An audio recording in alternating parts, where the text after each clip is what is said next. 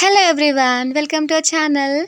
So మేమందరం అయితే ఇప్పుడు దండుమైసమ్మ తల్లి టెంపుల్కి వెళ్తున్నాం. ఎక్కడో కాదండి, నిమ్మిక్కల్ అనమాట. సూర్యాపేటకి 8 km వస్తుంది, చాలా దగ్గరలోనే ఉంటుంది.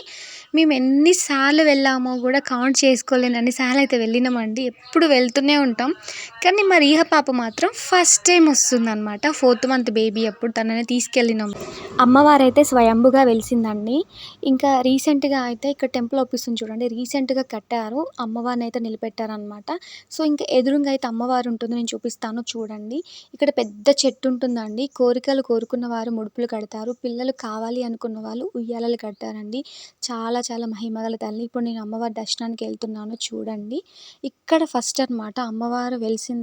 ఇక్కడ దర్శనం చేసుకొని వెళ్ళిపోయే వాళ్ళము. కానీ వెనకాలైతే టెంపుల్ కట్టారు. అమ్మవారిని చూడడానికి 2 కళ్ళు సరిపోలేదండి. ప్లీజ్ కంటిన్యూ నెక్స్ట్ వ్లాగ్, మీకు చూపిస్తాను అమ్మవారిని.